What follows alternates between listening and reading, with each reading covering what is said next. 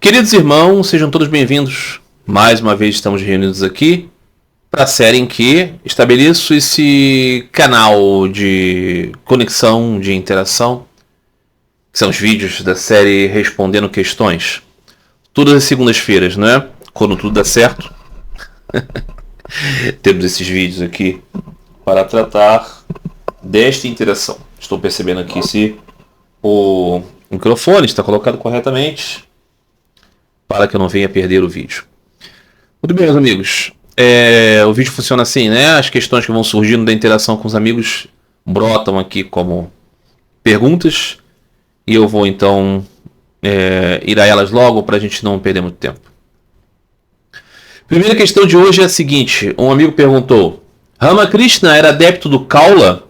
Qual a visão que tem de Kali?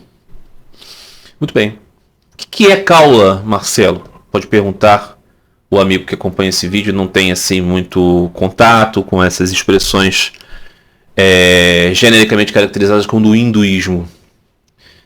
Kaula. Então, Kaula está muito relacionado com a devoção à Mãe Divina, devoção chamada Shaktismo, devoção ao poder de Deus, a Shakti. Os Shaktistas são aqueles que consideram a Shakti, o poder de Deus, como o Supremo Deus. Então é uma crença diferente, por exemplo, da que tem Sri Ramakrishna, que considera a Shakti como a manifestação do poderoso. Ou seja, o poderoso tem o seu poder. Então Sri Ramakrishna caracteriza isso na função do casal divino. Os Shaktistas, eles colocam a mãe como supremo. Você tem, por exemplo, os adeptos, os devotos de Shiva, os Shivaitas, os Sivaitas, os Shaivas, como se diz. Eles, então, são devotos profundamente de Shiva, o Supremo, mas eles consideram a sua Shakti, a Shakti de Shiva, com vários nomes da Mãe Divina. Os Vaishnavas também consideram o Supremo Senhor, Vishnu, e a sua Shakti, Lakshmi, ou Sarasvati, ou Radha, ou Sita, os vários nomes, ou mesmo os Vaishnavas consideram Durga, Kali, como expressões da Shakti. Mas o Supremo Senhor é o poderoso que tem sua Shakti. Esse é o ensino de Sri Ramakrishna. Então, já respondendo aqui a segunda questão. Como Sri Ramakrishna vê Kali? Sri Ramakrishna vê Kali como a mãe. Tem a mãe e o pai. Tem Brahman e seu poder. Eles são conciliados juntos eternamente, nunca separados. Mas é isso. Já os Shaktistas consideram a mãe o Supremo. Então é uma crença diferente. Uma crença diferente. Mas afinal de contas, o que é Kaula? O Kaula é uma prática tântrica. São as práticas tântricas. Tântrico é a prática, é o ritual, a prática de elementos ritualísticos que modificam a realidade interna e externa do mundo. Então o que o Kaula propõe? O Kaula propõe metodologias, rituais que forçam a percepção do poder da mãe em todas as coisas desse universo, porque os 24 princípios cósmicos, tudo aquilo que forma esse universo, advém da mãe. Então o que os praticantes de Kaula fazem? Eles dizem assim: as pessoas estão dizendo que nos lugares de cremação é um lugar impuro, mas todos os lugares a mãe está. Então lá não é impuro, não. Então você vai meditar lá, em cima de um cadáver, que é o lugar mais impuro para um hindu. Por quê? Porque você já saiu dessa dualidade. Tudo é o poder da mãe, tudo é o poder da Shakti. Comer comida não vegetariana, comida não sátrica não pode, é ruim. Não, toda comida é a energia da mãe, então eu vou comer sim carne. Por quê? Porque carne e frutas são energia da mãe. Eu estou com esse senso, o senso de ir pelo profundo das formas. O sexo ele só é lícito dentro do casamento e tudo. Não, eu vou ter sexo com uma prostituta. Eu vou ter sexo, eu vou ver pessoas tendo relações sexuais. Tudo isso é lícito. Por quê? Porque nada disso é outra coisa que não, senão as energias da mãe. Ou seja, eles têm um subtexto que é profundamente devocional para realizar coisas que são transgressoras. Esse caminho é chamado de caminho canhoto, o caminho da esquerda, o caminho desviado, o caminho degenerado, o caminho heterodoxo. Então ele é praticado por pessoas de uma certa via que entendem assim, né? Eu estou além do bem e do mal porque eu compreendo o poder da Shakti. Sri Ramakrishna praticou isso? Não. Mas Sri Ramakrishna não praticou as práticas tântricas com a sua mestre, primeira guru, a Bhairavi Vaishnava? Pois é. Sri Ramakrishna teve uma guru que era uma mestra tântrica Vaishnava. Então ela considerava a mãe no contexto Vaishnava. E ela considerava então as práticas de Kaula dentro de um contexto mais moderado. Porque aí o que acontece? Essa prática, essa tendência, essa forma de compreender, ela teve então as suas derivações. E ao longo do tempo teve reformas disso. Então passaram a existir aqueles que praticaram isso de modo simbólico. Então as canções falavam sobre isso, né? Que as transgressões materializadas não eram mais materializadas, eram compreendidas. Sri Ramakrishna praticou essa. Ele dizia, por exemplo, eu tenho o espírito, eu tenho a vocação, eu tenho a bhava, o humor espiritual, a emoção de um eterno filho. Essa é a minha relação com a mãe. A minha relação não é madúria, não é relação amorosa, não é relação do servo, não é relação do amigo. Minha relação é a relação do filho. Então, para Sri Ramakrishna, a pureza da criança era a característica da sua expressão espiritual. Então, ele praticou esse Kaula moderno, digamos assim. Kaula que era identificado com as formas benignas. Compreender, né, de modo jnani, de um modo do discernimento, que realmente por detrás de todas as coisas o que existe é o poder de Deus, mas não escarafundar, né, pelas coisas proibidas. E ele disse, isso é muito negativo, é muito perigoso. Você não deve julgar quem pratica isso, mas não pratique. Foi o que ele ensinou. Então, essa é a questão a respeito de Sri Ramakrishna, de Kaula e de Kali. Um amigo pergunta, qual é o significado, Marcelo, da passagem sobre a besta mencionada no Apocalipse? Então, o Apocalipse, o livro da Revelação, né? Esse é o nome, né? As pessoas entendem Apocalipse como o final dos tempos, né? Efeitos cataclísmicos e, sei lá, a revolta dos zumbis e coisas do tipo. Não. O Apocalipse é revelação. Então, o livro da Revelação foi dado em um momento em que os judeus que adoravam Jesus e aqueles gentios que haviam passado a adorar Jesus estavam sendo muito perseguidos, mas sobretudo judeus e judeus que adoravam Jesus. Os judeus que não adoravam Jesus e os judeus que adoravam Jesus estavam sendo dramaticamente perseguidos pelo Império Romano. Então houve a destruição do templo, houve o assassinato dos discípulos diretos de Jesus, houve o assassinato de Pedro e Paulo, né, o martírio.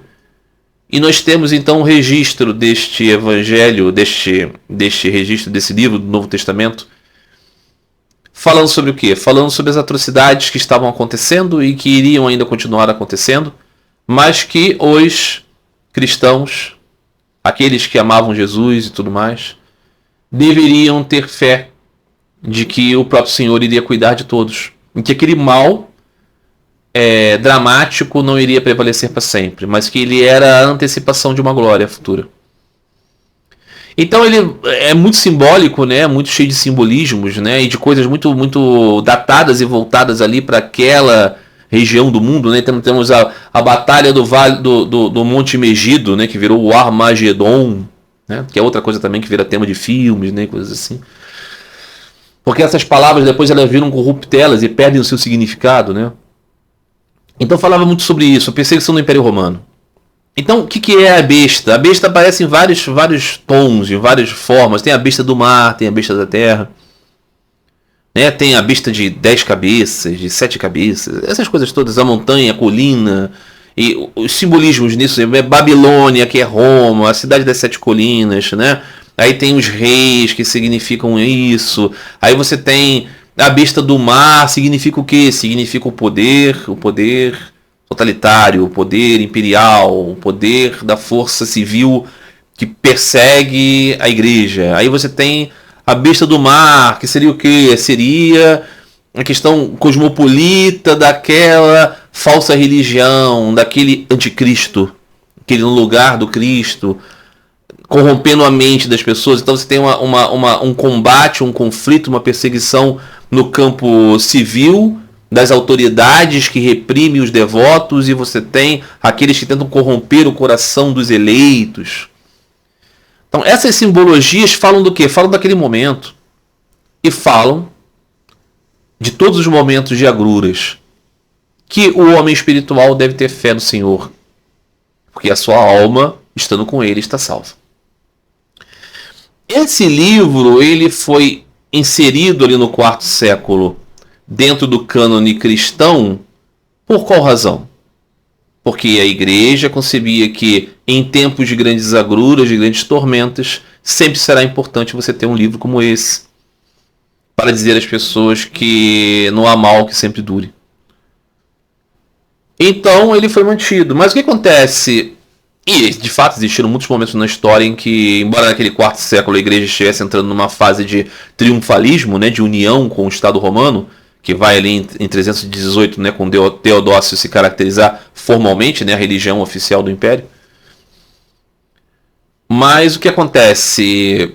Muitos cristãos, inclusive, foram perseguidos por essa igreja, entende? Porque aquilo ali foi um grupo cristão prevalente que se tornou a igreja do Império Romano. Mas existiram os dissidentes que foram perseguidos pelo próprio Estado romano cristão e que viam no Apocalipse uma maneira de se sentirem esperançosos.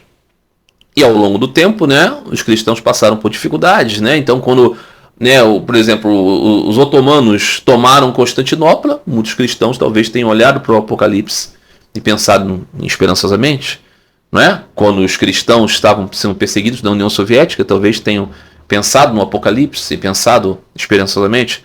Quando aqueles cristeiros, né, na América Latina foram perseguidos também por forças ateístas, talvez tenham pensado no cristianismo como uma força de esperança. Mas, de modo geral, as igrejas antigas sempre tiveram um certo desdém pelo livro do Apocalipse. Nunca consideraram ele grandemente, porque nas igrejas orientais a Páscoa, a ressurreição é o mais importante, né? Então todo o ciclo litúrgico está relacionado a essa glória do Cristo vencedor da morte.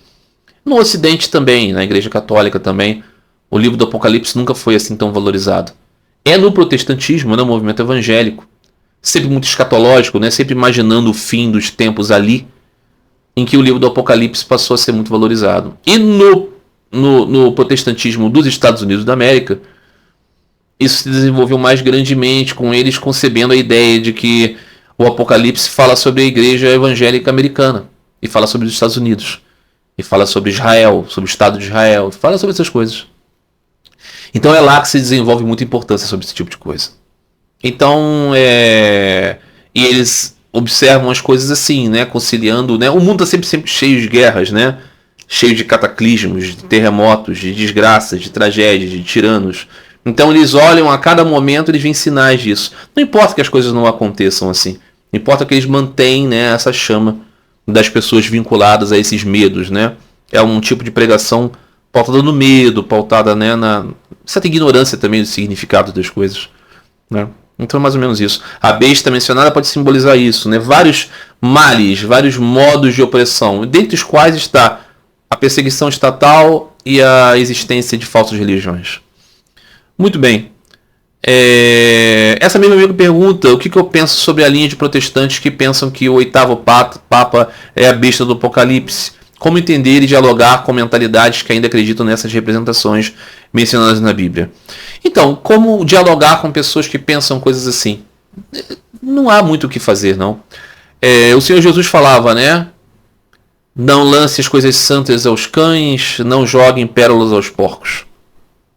Sempre que fala-se isso, às vezes parece muito ofensivo, né? Parece que está chamando a pessoa de cachorro, parece que está chamando a pessoa de porco. Mas não é isso, ele está falando sobre a incapacidade de você explicar coisas subjetivas para pessoas que não têm a capacidade de subjetivo.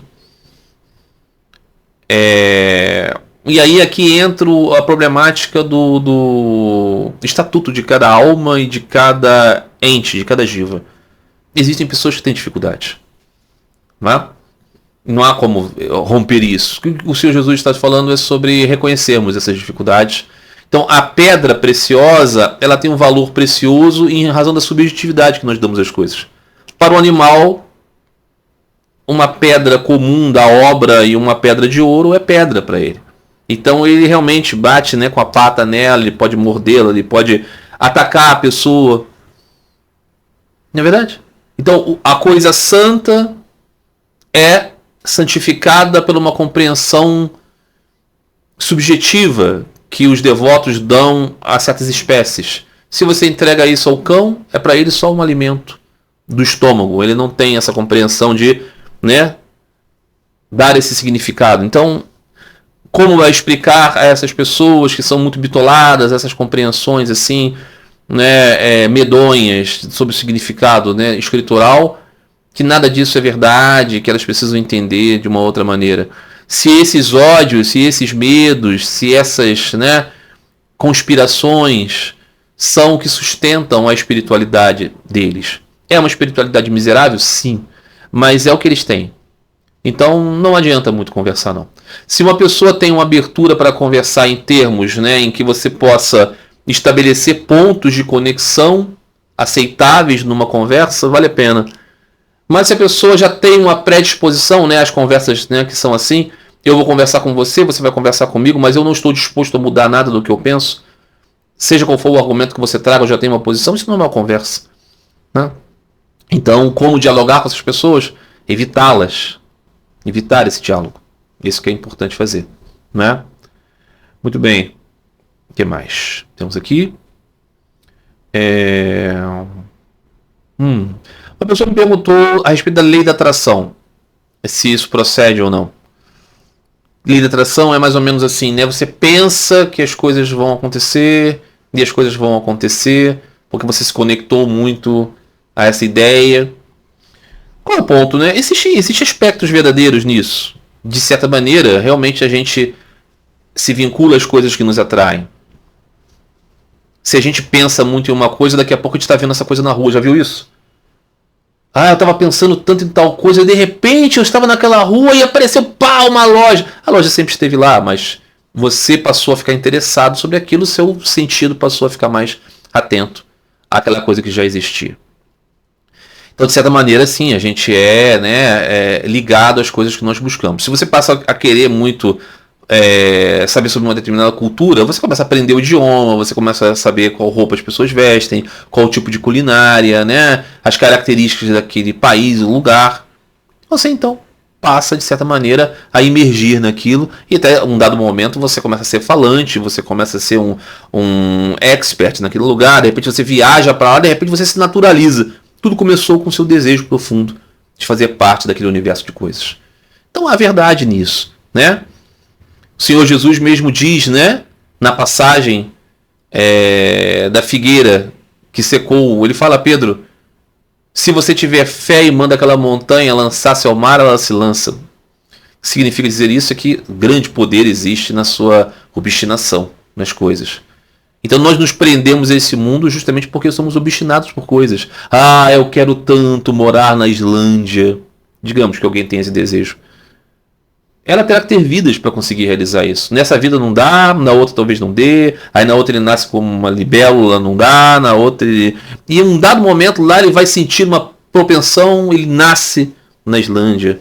Ou ele vive em um outro lugar, mas faz de tudo e consegue ir para a Islândia. Ele cumpriu aquele seu desejo. Demorou um tempinho, demorou eras, mas ele chegou lá. né? Sempre falo do anão que quer ser pivô do Los Angeles Lakers, né? Naquela vida não deu, mas numa outra vida ele nasce com a propensão de ter 2,15 m e ele vai ser um grande pivô do Los Angeles Lakers, né? Então, de certa maneira, é isso que nós podemos dizer. Agora, magicamente, assim, né? Eu comecei a pensar, vou ficar rico, não faço nada e de repente um caixote de dinheiro surge, brota porque é a lei da atração. Não, isso é bobagem. Mas você pode entender nesse sentido, né? Que nós somos almas espirituais eternas e estamos aqui, somos, né? Energias, Shaktis superiores do Senhor. E estamos conectados com a Shakti inferior do Senhor, que são nossos corpos, mentes, personalidades. Esse cenário. Então a gente se conecta a isso, né? De muitas maneiras. Muito bem. O que nos dá a esperança que se nós buscarmos Deus, nós também podemos conseguir. Vou contar uma história para vocês um tanto triste, mas eu acho que pode ser importante a respeito disso, né? Onde eu vivo tem uma situação dramática, né? Um rapaz, ele teve um relacionamento amoroso com uma pessoa que mora no prédio onde eu moro. E de alguma maneira esse relacionamento acabou e tal. E esse rapaz, então, que vivia, né, nesse prédio, a convite do seu amante, foi convidado a se retirar. E ele não aceitou muito bem essa situação. E faz alguns meses que esse sujeito, que é um rapaz jovem, assim, ele fica domingo a domingo, faça chuva ou faça sol, sentado na frente do prédio, encostado no muro assim, de 8 da manhã até as 19 horas, como se fosse um expediente, e ele fica lá esperando que esse amante dele apareça de carro. Aí ele vai lá, faz uma cena, e grita, e chora, e fala sobre o seu amor, e o sujeito entra, então ele espera uma outra oportunidade, às vezes fala uns impropérios, depois fica lá todos os dias, há uns 4 meses. Dramática situação, triste situação, loucura, sim. Mas o que acontece é que esse sujeito, eu fico pensando sempre, quando eu vejo lamentavelmente todos os dias, com algum temor de que um dia surte e tente matar alguém, porque, né, pessoas nesse estado podem cometer loucuras, é que se ele dedicasse toda essa energia para alcançar o amor a Deus, o próprio Senhor já teria aparecido para ele, a olhos vistos para ele. Porque é esse tipo de loucura, é esse tipo de intensidade que nos conecta as coisas. Então, Sri Ramakrishna dizia, né, se você quer ver Deus, junte os 3 apegos mais fortes humanos. O apego do avarento pelas coisas mundanas, o apego da mãe pelo filho recém-nascido e o apego da esposa casta pelo seu amado. Esses 3 apegos reunidos por Deus, ele está próximo de chegar. Então, dramaticamente, nós vemos as pessoas se ligando ao mundo assim. Eu lembro que quando eu era muito, muito fanático por rugby, no esporte, já há bastante tempo, já uns 20 anos atrás, e eu via rugby em todos os lugares que eu estava. Certa vez eu estava passeando com a minha esposa assim num lugar turístico do Rio de Janeiro, e de repente, tá arrumadinho, né? Passei. E eu olhei lá na rua, tinha um morador de rua, que hoje falam, né, moradores em situação de rua, nunca entendo esse termo. O sujeito mora na rua. E ele estava com uma camisa todo sujo, todo fedorento e todo assim, né, como uma pessoa que vive na rua. Muitos são assim, né, lamentavelmente, porque não tem meios de higiene e tudo mais. E ele estava com uma camisa da seleção australiana de rugby. Uma camisa oficial, uma camisa de jogo. Era uma camisa de um jogador. Isso é muito tempo atrás, ok? Não tínhamos, né, a profusão de material esportivo que temos hoje. E eu olhei, não tínhamos internet, né, como temos hoje. E eu olhei para aquele cara e fui lá falar com ele, eu preciso dessa camisa. E disse para ele, olha, eu preciso, eu sou muito fã. Então ele falou, foi um jogador australiano. Estava viajando no Rio de Janeiro, ele me deu uma camisa de jogo. Eu falei, eu sei, eu tenho que ter isso. Porque eu era muito fanático. E aí ele falou, tá bom, quanto que você tem aí? Eu tinha, sei lá, R$50 no bolso. Falei, toma aqui R$50. Ele falou, não, R$50 eu não dou. Eu aceito R$50, mas a camisa que você está vestindo também. E aí eu aceitei. Tirei a camisa, dei pra ele, peguei a dele toda suja, toda imunda, toda fedendo terrivelmente. E levei. Por quê? Porque eu estava muito obstinado e aquilo era um sonho, uma realização pra mim. Evidentemente que minha esposa não gostou muito, ficou uma certa distância de mim no metrô, assim. E muitas outras loucuras eu fiz pelo rugby. Eu lembro que eu e ela, minha esposa sempre nessas furadas, a gente tinha um Fiat Uno, assim. Eu lembro que a gente foi participar de um torneio na praia e eu tinha obstinação, eu queria ter os postes de rugby. Então eu fui numa loja de material de construção e comprei 2 postes, dois canos imensos de PVC, sabe, desses brancos assim, para encanamento. E fui ela dirigindo e eu fui levando assim na janela do Fiat Uno, atravessando o carro assim. E quantas loucuras eram necessárias fazer. Por quê? Porque eu queria muito realizar as coisas e consegui. Por quê? Porque a obstinação faz com que você... E as coisas surgem. Você vê o cara lá com uma camisa oficial. Quando seria possível? Porque eu estava muito ativamente. Então, é a lei da atração? É isso. Nós nos vinculamos. Então, o que eu penso? Se nós temos esse ardor por Deus, ele surge no nosso coração. É uma esperança, ao mesmo tempo, que demonstra o quanto podemos nos atar aqui cada vez mais. Não é verdade? Muito bem. Pergunta de um amigo: Swami Vivekananda traiu Sri Ramakrishna? Esse amigo diz que René Guénon dizia isso. Não. Naren, o discípulo de Sri Ramakrishna, Narendranath Dutta, ele era um jovem de família abastada, de família com cultura ocidental, de pessoas muito progressistas que queriam a independência da Índia, queriam a reforma do país e tudo mais, mas ao mesmo tempo tinham consciência da tradição, né, milenar da Índia, a tradição cultural, religiosa. Ele tinha respeito por essas coisas, ao mesmo tempo uma contradição, pensando que certas coisas eram o motivo do atraso da Índia. E certa vez o professor de Naren, no colégio escocês, na qual eu estudava, falou assim: Naren, eu sei que você é muito obstinado em conhecer verdadeiros sadhus. Eu conheci um que eu acho que vai te impressionar muito. Chama-se Ramakrishna, ele vive no templo de Dakshinawar. E Naren falou: mas tem diferença? Toda vez eu vou procurar esses sadhus, esses sábios, esses professores, eles nunca me respondem nada muito substancial. Eu sempre pergunto se eles viram Deus, eles sempre saem com uma resposta assim, meio mais ou menos. Nunca nenhum deles viu.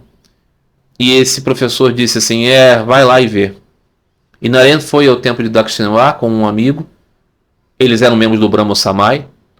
E Sri Ramakrishna o surpreende muito, tanto com a sua loucura quanto com a sua luminosa sabedoria. Naren tinha muitas restrições e reticências a respeito de tudo que Sri Ramakrishna vivia. A sua profunda devoção a Deus, o seu amor ao Senhor, o seu amor à mãe. Naren dizia que tudo aquilo era loucura, que tudo aquilo era fantasia, que tudo aquilo era erro, que aquilo era o sinal da decadência da Índia. Dizia isso para Sri Ramakrishna. E Sri Ramakrishna dizia: por que você vem aqui, meu filho? E Naren dizia: porque eu amo você. Não sei por quê. Porque eu vejo que você é santo e puro, imaculado. Porque eu sinto uma alegria profunda quando estou aqui. Mas eu não concordo com nada disso. Nunca vou chamar você de Deus. E Sri Ramakrishna dizia: tá bom. E dizia: tudo só vai acontecer na sua vida, aquilo que você está destinado a acontecer, quando você se render profundamente a ela, a mãe. Passou o tempo. Sri Ramakrishna deixou essa forma. Naren ficou muito triste. Amava o seu mestre, mas não o entendia perfeitamente, não. Nos dias finais de Sri Ramakrishna, Naren estava pensativo, falava assim: rapaz, não é que eu acho que esse louco é verdadeiramente divino? Mas eu não posso reconhecer isso. Eu quero que ele me mande reconhecer isso. Eu quero que ele me diga: Naren, eu sou Rama, eu sou Krishna. E se ele me disser isso, eu vou aceitar, porque eu estou pronto. Mas eu não posso reconhecer que eu estava sendo teimoso. Sri Ramakrishna, ouvindo o pensamento de Naren, ouvindo o seu pensamento, chega para ele e diz: Naren, seu tolo, Se é que você então precisa de uma palavra, saiba que aquele que foi Rama, aquele que foi Krishna, agora é Ramakrishna. Narayan ficou espantado, mas Thakur disse: mas não no seu sentido vedântico, ok? Não na compreensão advaita, de que só existe Brahma e todo o resto é ele enganado por ele mesmo. Desta besteirada. Então Sri Ramakrishna disse: não é isso. É o Senhor que vem entre os outros que não são o Senhor, mas que são derivados das suas Shaktis inconcebíveis e incriadas.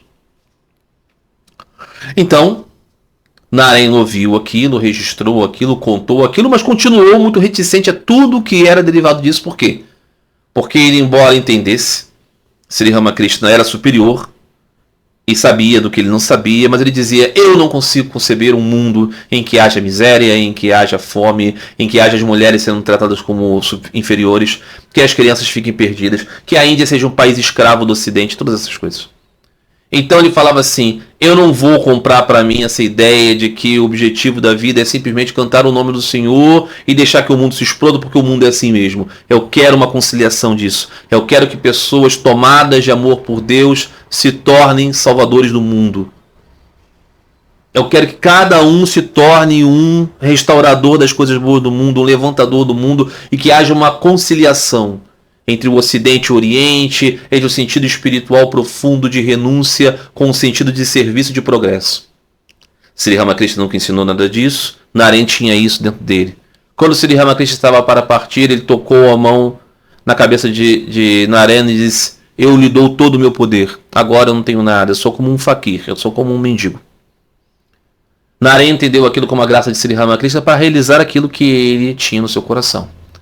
Então ele concebeu uma ordem, uma missão, chamada pelo nome do seu mestre, Ordem e Missão Ramakrishna, e entendeu: eu vou aplicar no mundo, com a graça de Thakur, com a graça de Kali, aquilo que eu vejo como mais luminoso. E foi isso que ele fez. Então ele criou uma ordem de monges servidores da humanidade. Aí você pensa assim: mas isso nós temos aqui no Ocidente, nós temos isso aqui no catolicismo, nós temos isso aqui nos monges cristãos. Mas na Índia não tinha isso. Na Índia, Sannyasin não é monge. Sannyasin é alguém que abandonou o mundo e está pensando apenas em Brahma. Está pensando apenas em moksha. Está pensando apenas em libertação do samsara. Isso de ajudar o povo, ajudar o pobre, é coisa dos reis, dos maharajas, que fazem obras meritórias para conseguir mérito espiritual. Então essa era a relação. Não tem isso. O sacerdote do templo realiza o templo, o arati, o puja, o sandhya, as liturgias. Tem mulher e filhos, ganha dinheiro, salário e é isso. Esse é o Brahmani. O Sannyasin é aquele das 3 classes que no final da sua vida, preferencialmente ou até antes, diz: não, eu vou vagar pelo mundo porque o mundo é ilusão, eu quero escapar do samsara. E é isso. Essa era a realidade da Índia. Só que Swami Vivekananda falou: não. Nós vamos ser monges, sannyasins, renunciantes do mundo, mas para servir ao mundo como adoradores de Deus, vendo Narayana no pobre, né? Daridra Narayana, ou seja, Narayana no necessitado. Nós vamos servir ao mundo como um serviço a Deus. Foi muito anatematizado, foi muito desprezado, foi muito ridicularizado, mas hoje a Ordem de São Ramakrishna é referência na Índia para todo tipo de serviço, tanto na formação de pessoas religiosas autênticas, quanto como um serviço filantrópico. Ganharam respeito pela profunda austeridade da realização dessa obra. Agora, foi isso que Sri Ramakrishna ensinou? Não, literalmente. Sri Ramakrishna não instou os seus discípulos do seu círculo interno a formarem uma sociedade como a Ordem de São Ramakrishna. Não. Mas isso significa dizer que Swami Vivekananda traiu Sri Ramakrishna? Não. Swami Vivekananda levou o nome de Sri Ramakrishna para o mundo inteiro, sobretudo para a Índia primeiro. No Ocidente ele fez isso com muita timidez? Fez. Mas se eu conheço Sri Ramakrishna, eu devo a Swami Vivekananda. Tudo bem, devo a graça de Thakur, claro. Mas através de Swami Vivekananda. Foi Swami Vivekananda que fez chegar até o mundo inteiro, o The Gospel of Sri Ramakrishna, que é a tradução adaptada do Sri Ramakrishna Katanita. Foram os discípulos de Sri Ramakrishna, através da ordem de Sri Ramakrishna, que fizeram chegar o conhecimento de Thakur. E se esse conhecimento é muitas vezes diluído pelo aspecto da Advaita, por essa ideia assim, você não precisa exatamente ser um devoto, porque a karma, jhana, essas coisas que Swami Vivekananda gostava de ensinar e que não era o ensinamento de Sri Ramakrishna, definitivamente. Mas ele fez isso com um coração muito bom, muito bondoso. Sri Ramakrishna dizia isso, tem um coração gigante, Naren tem um coração gigante. Né? O ideal de Naren primeiro era o Buda, era Siddhartha Gautama. Depois Naren se tornou muito voltado para o Cristo. Naren foi até o Ocidente e ele tinha uma revolta muito grande com o Ocidente, evidentemente. Mas quando ele foi considerar o Ocidente, ele mudou de ideia.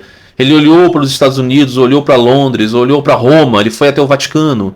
Então ele percebeu muitas coisas boas, ele percebeu muitos valores e falou assim, eu quero uma conciliação, eu quero uma combinação dos valores ocidentais e orientais, um equilíbrio disso.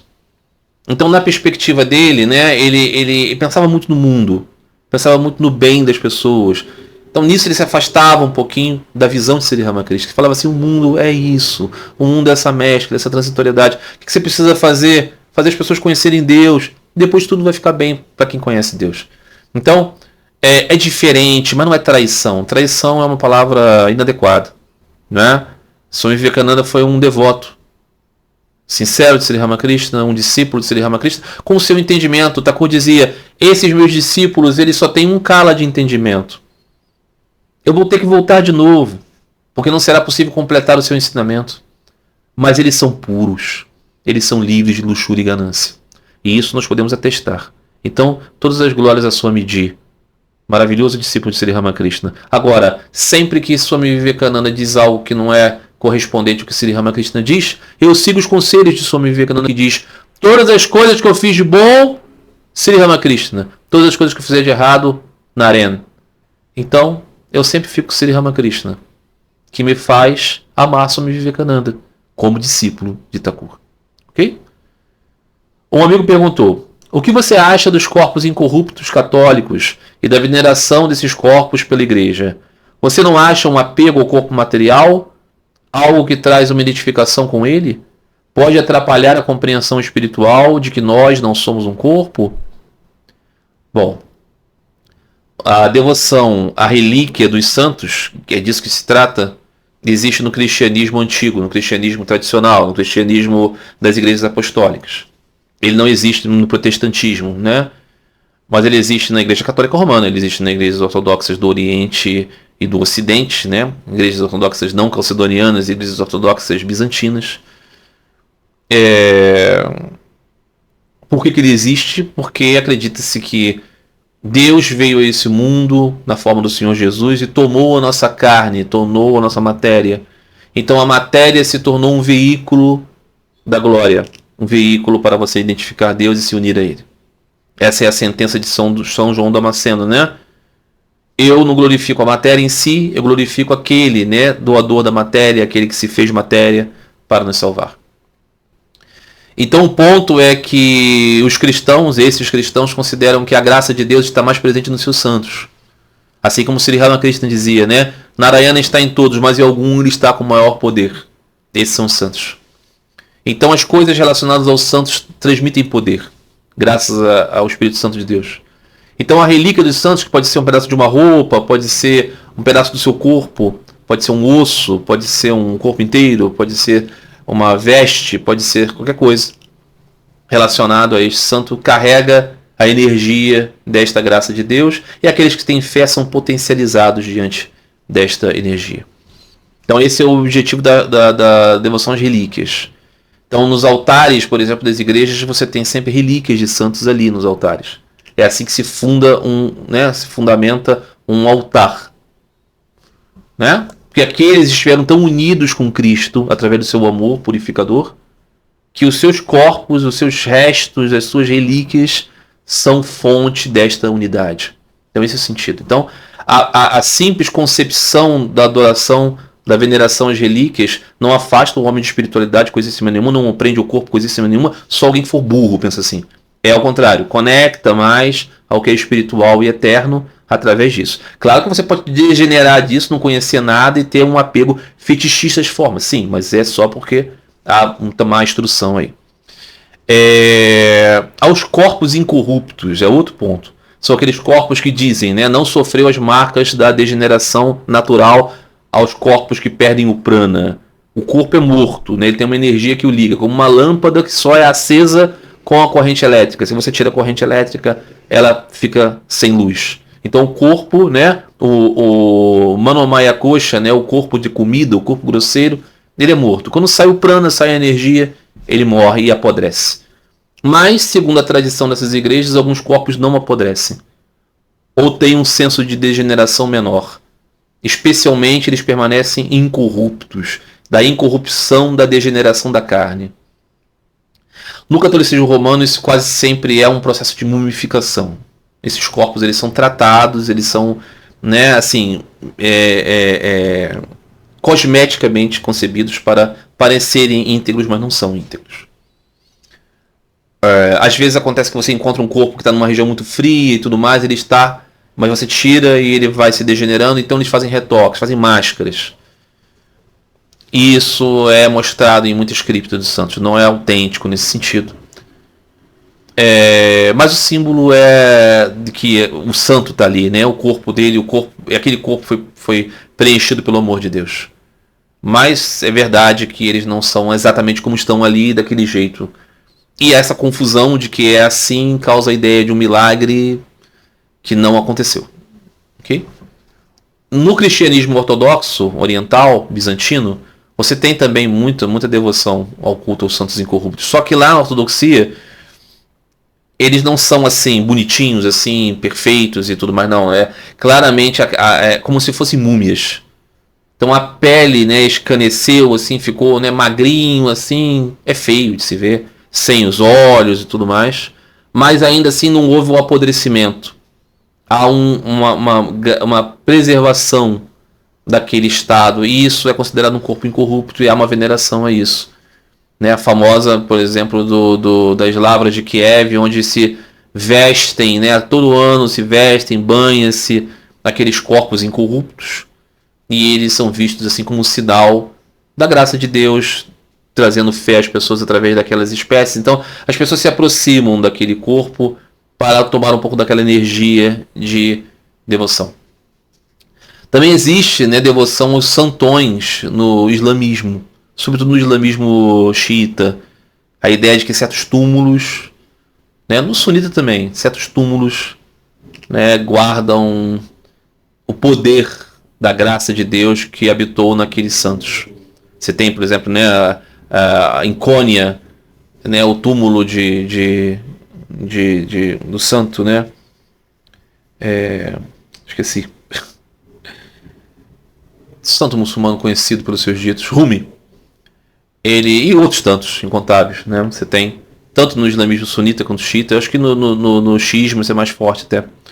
Então você tem essa ideia, naquele lugar onde está o santão, essa grande personalidade que energiza-se, né, com o poder de Deus nele.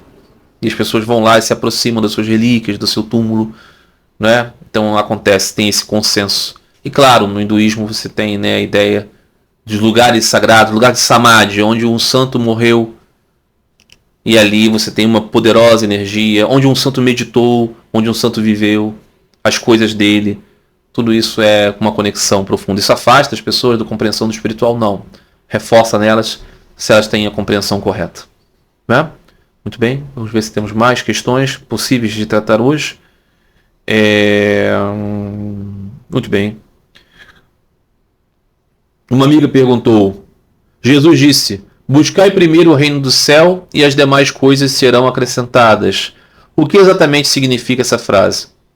Então, nós vivemos nesse mundo, né? Vivemos nesse mundo, nós buscamos o quê? Os 4 objetivos da vida: Artha, Kama, Dharma e Moksha. Nós buscamos progresso material, nós buscamos prazer, nós buscamos retidão, nós buscamos libertação dos sofrimentos. Esses são os objetivos de qualquer pessoa. Todo mundo quer viver mais próspero, todo mundo quer viver correto, todo mundo quer viver com prazer, todo mundo quer não sofrer. São objetivos lícitos do mundo. Quando você busca o quinto objetivo, o maior, amor e devoção a Deus, você consegue todos esses na sua vida imortal como um amante de Deus.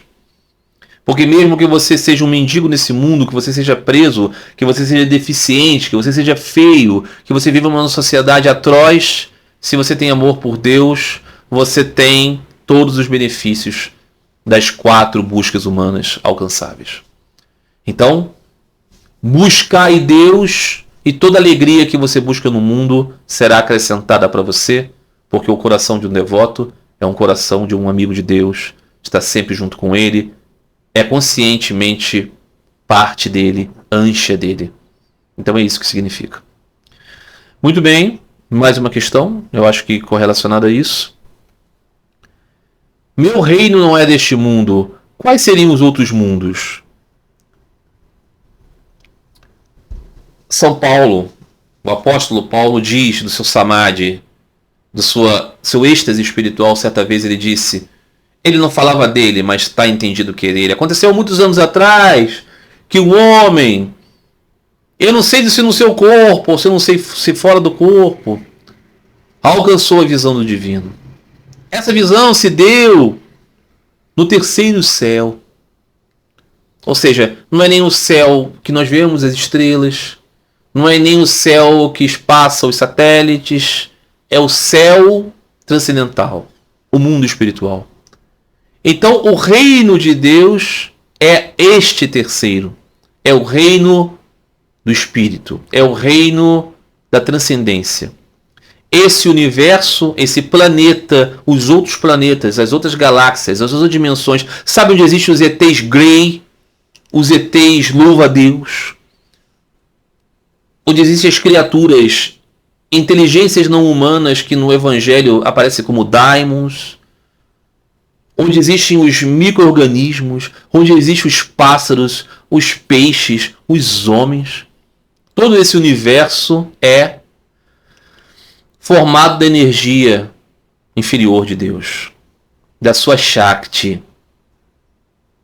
Nós temos dentro disso camadas, dimensões. Mas tudo isso é gerado da Shakti, do poder de Deus, da Mãe Divina.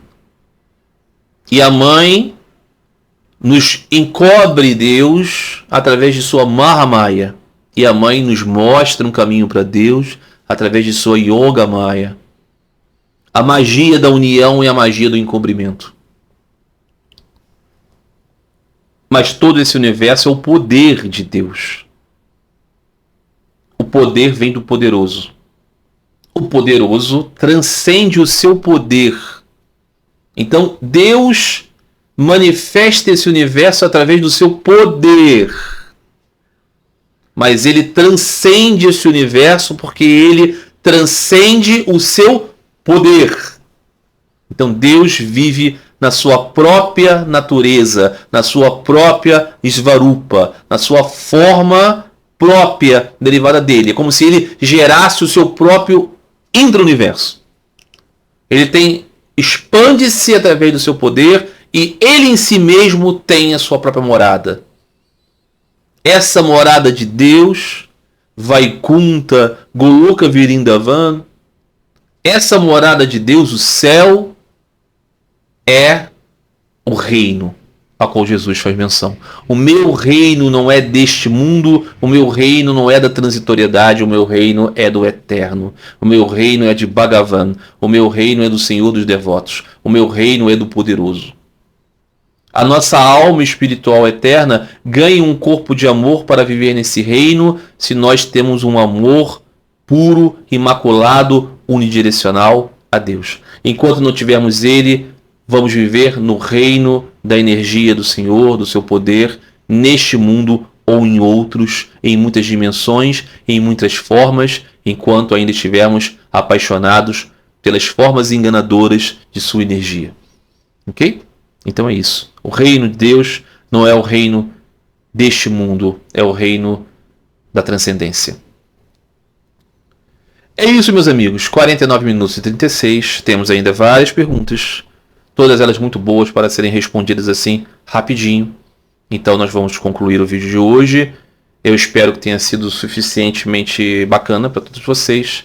Aqueles que gostarem desse tipo de vídeo, envie suas questões comentando esse próprio vídeo ou entrando em contato comigo pelo Facebook, pelo Messenger, pelo e-mail, marcelowallacepaiva@gmail.com.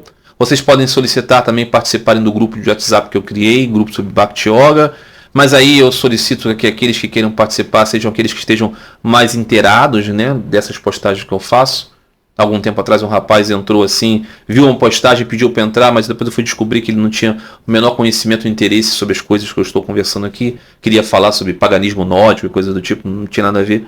Então, aqueles que têm interesse pelo caminho de Bhakti, pelo caminho de amor ao Bhagavan, que querem entender o significado disso, você pode ser cristão, você pode ser muçulmano, você pode ser budista, você pode ser sikh, você pode ser do candomblé, você pode ser espírita, não tem problema. Desde que você entenda que eu vou tratar é sobre esse caminho do amor e da devoção a Deus, que está expresso nas doutrinas de Bhakti Yoga, sobretudo no ensino de Sri Ramakrishna Paramahansa. Você não precisa ser devoto de Sri Ramakrishna, você não precisa acreditar na reencarnação, você não precisa ser hindu, nem querer ser, nada disso. Mas você tem que entender que eu vou estar tratando do ponto de vista de Bhakti. Se você quiser participar disso, trazer questões, conversar e tudo mais, o meu grupo do WhatsApp ele é uma possibilidade de estreitar esses laços, tá bom? Eu nunca vou estar em nenhum lugar assim, né? Numa igreja, num instituto, numa sociedade. Eu nunca vou dar palestras, nem vou fazer cursos, nem vou cobrar nada, nem vou participar de reunião com ninguém. Nada disso. É tudo muito virtual aqui mesmo. Já me basta isso. Já tive minha experiência de vida com coisas assim, físicas, materiais, em igrejas e movimentos. Não dá mais para mim, já pendurei a chuteira. Mas aqui é um espaço que eu acho muito saudável e positivo, de aproveitar essas ferramentas que são muitas vezes usadas para o mal, para o pior, para uma coisa luminosa e positiva. Assim eu espero que a graça de Deus nos conceda. Então, aqueles que quiserem participar assim, podem entrar em contato comigo que eu posso dar um jeito. No mais, meus amigos, é isso. Até a próxima semana. Um grande abraço a todos vocês. Fiquem todos em paz. Fiquem todos com Deus.